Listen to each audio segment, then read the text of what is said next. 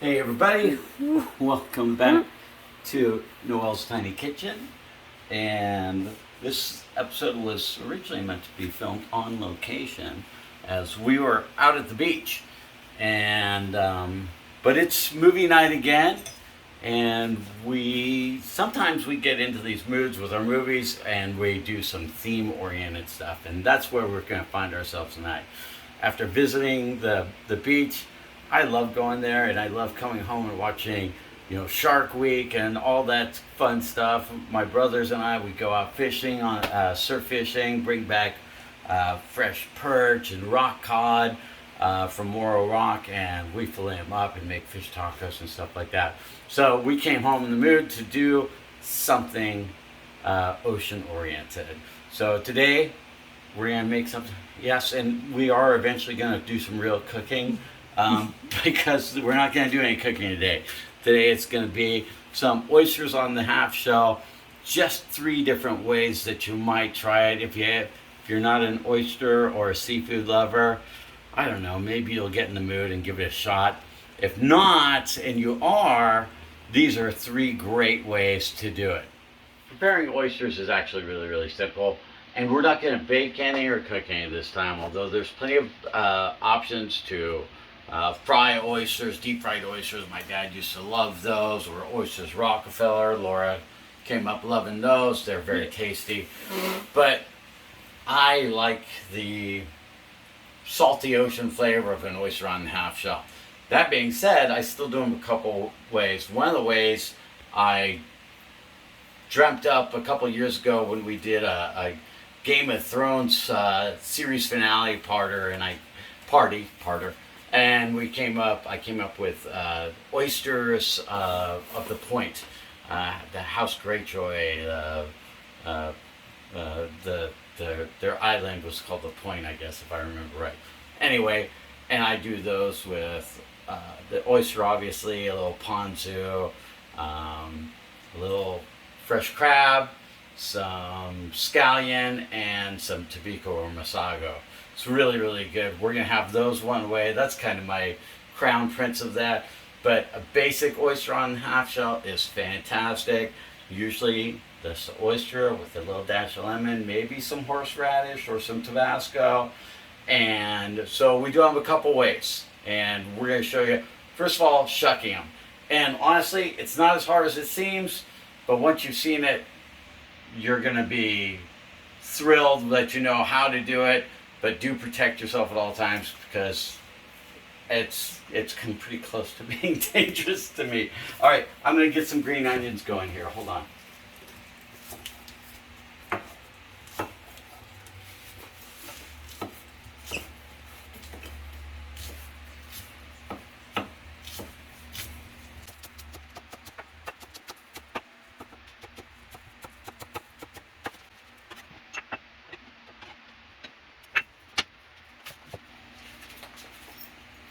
All right, so when you're grabbing your oyster, you see the flat end. A lot of people are tempted to come in because they see that clear line and that crevice right there, and they want to come in there. First of all, if you can manage to find the seam, the shell's going to break mostly on you. So you want to come in here, I call it the knuckle, right here at the tip where it meets. And you can see there's almost always a spot right there. It can be a little bit challenging. Let's see how this one's going to go. Right? You have to have the oyster knife. Right? I was going to say, you have an oyster knife. Yeah, that is It's not just a that's a special specialty knife. weapon. Yeah. It's like a lightsaber for oysters.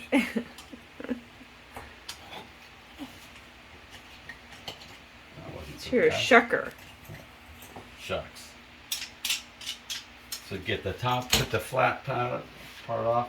I'm going to drain off just a little bit of the ocean. And then you just want to make sure it's right. So a lot of people like to, when they're novices at eating oysters, because they want to seem cool at the club, they will slurp the whole oyster. And that's fine, except for the slurping part, because you're missing out on the flavor. Actually put it in your mouth, chew it. It's very tasty. It's got great zest of the ocean in there. Don't just chug it down. You're missing it. It's not a shot of cheap. But you also cut it off the knuckle. I cut it off the knuckle. I cut it off. Yeah. I cut it So off when the you inside of the go to shell. enjoy There's it, a you can actually enjoy it. Yeah. There's a membrane that connects it to the shell, right? And you cut that part off. And you want to cut that off so you don't have to go and bite into it.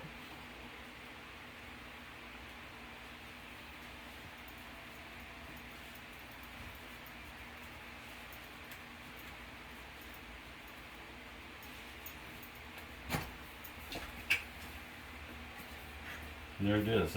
That was a problematic oyster. I can hear that one. Took all of 10 seconds there.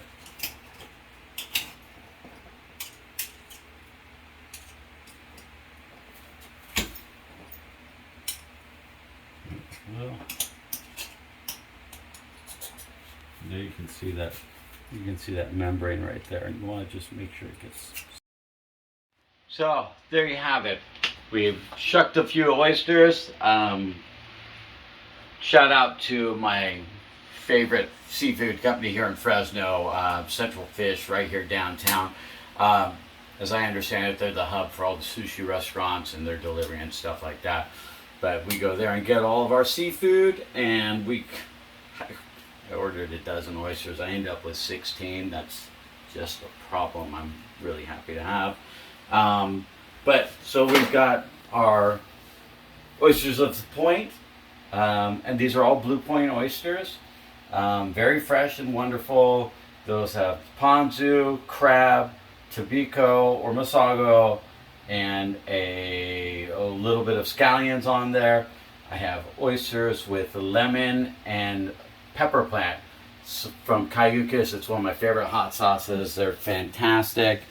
And then these are a few oysters with just lemon and some creamy horseradish sauce, even though I like the fresh horseradish a little bit better. That's it. This is going to be a great treat, and we're going to sit down and watch. What are we watching? We're watching Jaws. Baby. Ooh. So come Shark join Week. us. Shark Week. Come join us on our early Shark Week. Let's sit down. So, part 2 of tonight's recipe, dining experience. That's what we're going to go with. Is a really fun cocktail, and there is a virgin way to make this. It's pretty good, and we'll talk about that along the way. But it's called a shark bite. Some of you may have seen it before. I learned about it on Shark Week a couple years ago, and yeah, I really dig it. It's got a kind of a cool, yummy flavor. So a lot of people make it with coconut rum. I actually mix light rum and spice rum, and you can just forego the rum altogether and use like a flavored lemon lime sparkling sparkling water for it, and that works out just great too. But I'm gonna get some lime ready. I'm gonna get some lemon ready.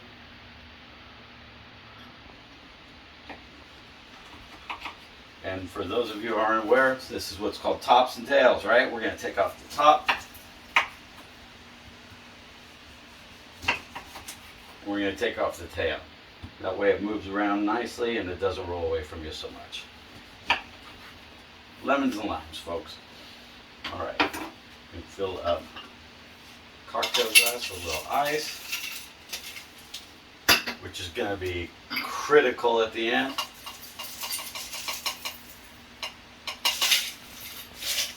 I'm glad that didn't go everywhere. Okay. So, this is a drink that normally calls for a lot of sugary stuff. So I cut it down with a little Diet 7-Up lemon lime. It's great. Like the fizz, not too much. About an ounce and a half worth. I'm going to take because I'm making 2, I'm going to use full ounce. Spiced rum.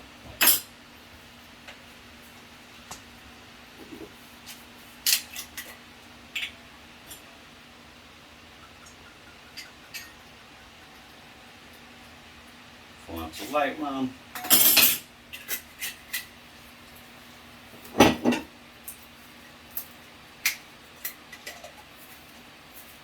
And Laura, Yeah. curacao, right?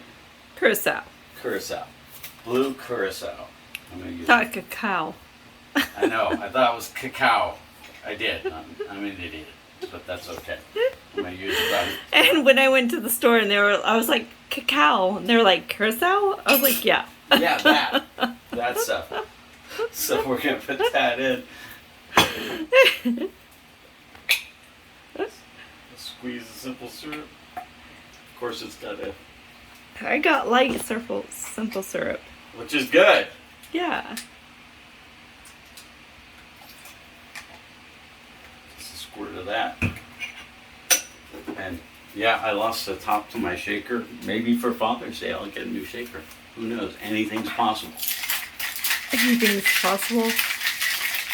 I think you have a couple other things coming your way for Father's Day that you're not expecting. It's Father's Day is the silliest holiday of the year. I'm not expecting anything. It's the greatest holiday to give you gifts.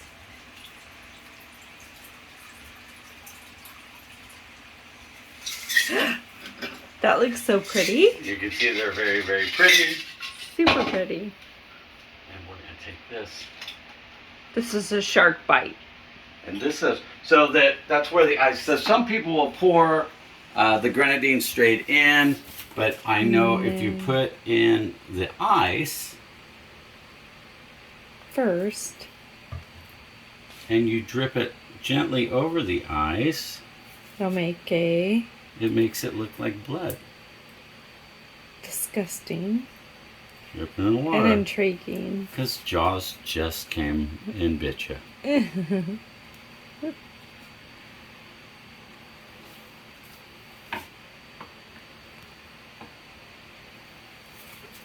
And that is it. Cheers. Cheers. Pretty yummy. So there we have it, folks. Your Blue Point oysters on the half shell, 3 different styles. We will have some garlic, rosemary popcorn a little bit later, but that's our snack for now. And we were so inspired by our trip to coast. And if you need to have your own seaside adventure, remember, this is brought to you by my Golden State Realty, my real estate company, and we're members of the CRMLS, which allows us to service you anywhere, whether you're buying or selling and you're in Fresno, or if you want to buy on the coast, or if you're looking for something in Southern California. CRMLS covers most of the state, and we're going to be able to help you out more than many other people are going to be able to. So we look forward to working with you in the future. In the meantime, hope you enjoy your seafood, and have an oyster on me. We'll see you really soon. Now, you have to go.